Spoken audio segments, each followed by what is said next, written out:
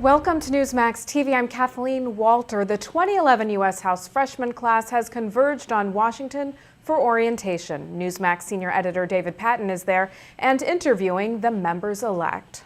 Congressman Raúl Labrador from Idaho's 1st Congressional District. Congratulations. Thank you very much.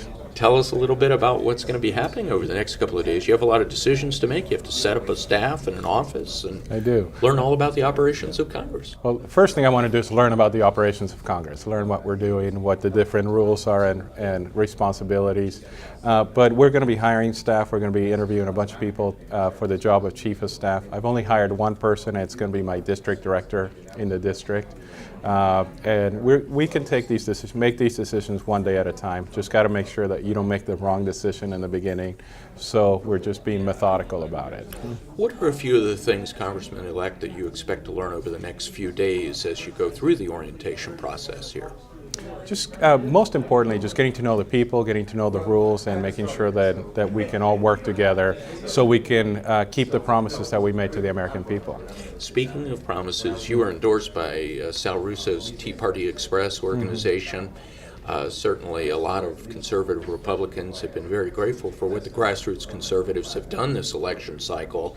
How close are you going to be in touch with them as you look at the legislative agenda and begin to make decisions? Are they going to be regular visitors to your office? Are you going to be on the phone with them? Or how will the networking go among the congressional so-called Tea Party congressmen, if you will? You know, I think the important thing, and I think we talked about this off the air, is staying true to your promises and staying close to the people of Idaho. You know, I was first endorsed, before I was endorsed by the National Party, I was endorsed by the local Tea Parties. And they're the ones who helped catapult me to win in the primary and then to win in the general election. So I will be definitely staying close to them and staying close to all the different people that just believe, just as I do, that we need to spend less, have less government, have less regulation, and that we need to give the American people their freedom and their liberty again. You know, one of the interesting things about this incoming Congress, we've heard so much about how it's conservative, how it has many Tea Party members, but it also is a much bigger tent for Republicans in this Congress than it's ever been before. Can you tell me a little bit about the opportunity that diversity presents for the Republican Party, really for the first time in a long time? Well, I think it's pretty exciting. I have always said that Hispanics and other groups actually tend to be more conservative. They're pro-life, they're pro-family, they're pro-business, and they understand the American dream. That's what we're all trying to live, is the American dream. And for too long, Congress has gotten in the way of that American dream. They're trying to over-regulate all the things that happen, and they're trying to make decisions for you from cradle to grave. And I think that needs to stop. I think we need to give that freedom to the American people so they can achieve their dreams in the way that they want to do it. Tell us a little bit about what you would like to see this Congress do in terms of immigration reform. Well, there's three simple things that we need to do. We need to enforce the laws that are in the books, number one. We need to give the immigration services the tools that they need, that are required, so they can actually do their job.